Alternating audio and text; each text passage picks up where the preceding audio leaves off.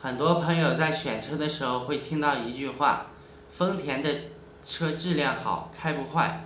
但丰田车到底哪个好呢？但是丰田车到底哪里好呢？今天咱们就来聊一聊这个话题，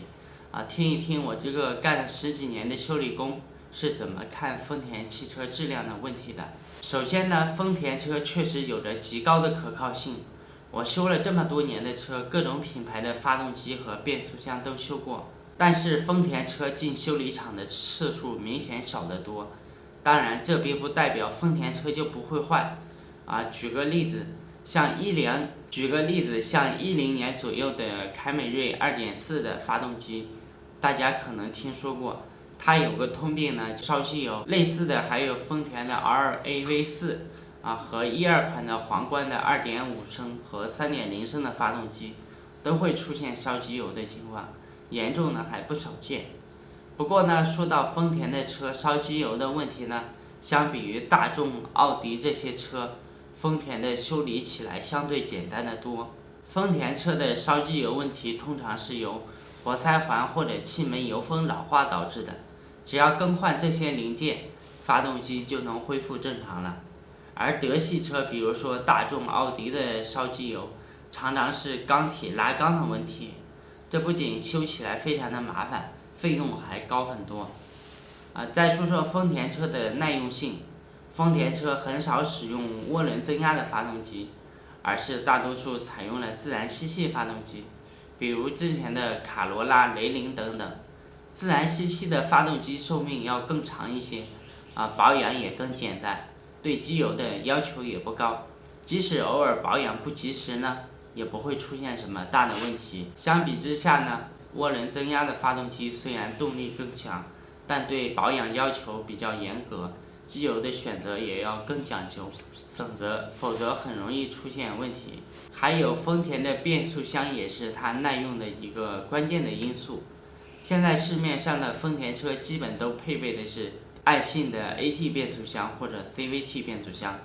而不是故障率较高的双离合变速箱。爱信是丰田旗下的公司，所以丰田的发动机和变速箱的匹配度非常的高，调教的也比较完善，耐用性自然就更好。这就是为什么你会发现，不仅丰田的车很多大众国产车也都使用爱信的变速箱，因为它是真的比较靠谱。再来说说车身的电气系统，日本车在这方面一直都是强项，而丰田更是其中的佼佼者。丰田旗下的电装公司是全球第2大汽车零部件供应商，很多世界知名的品牌，比如说奔驰、宝马、奥迪，也在用它的电装产品。我们平常修车的时候，电装的零件，比如说传感器、车身模块、电脑板这些东西，真的是极少的出现问题。电装的技术实力和产品质量，直接让丰田车在电气系统的可靠性上更胜一筹。当然了，也有朋友说丰田车的质量好是因为它使用了技术老旧，这话也对也不对。确实呢，丰田的技术相对成熟稳重，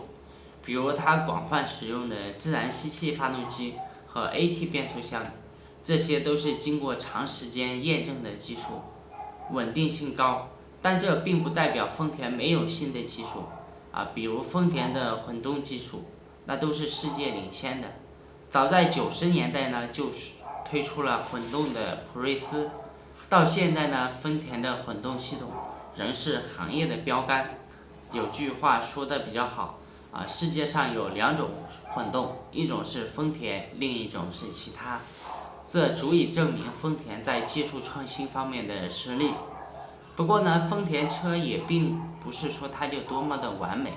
比如说在同价位的车里，丰田的配置往往不算高，价格还比较贵，新车型卖得好，还喜欢加价销售，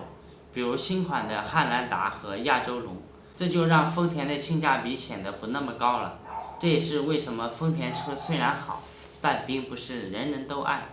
因为呢，每个人的需求不一样。如果你追求动力、操控感，那可能德系车更适合你。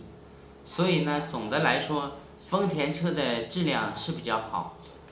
是多方面因素共同作用的结果。从可靠性到耐用性，再到电气系统的稳定性，丰田车确实有它的独到之处。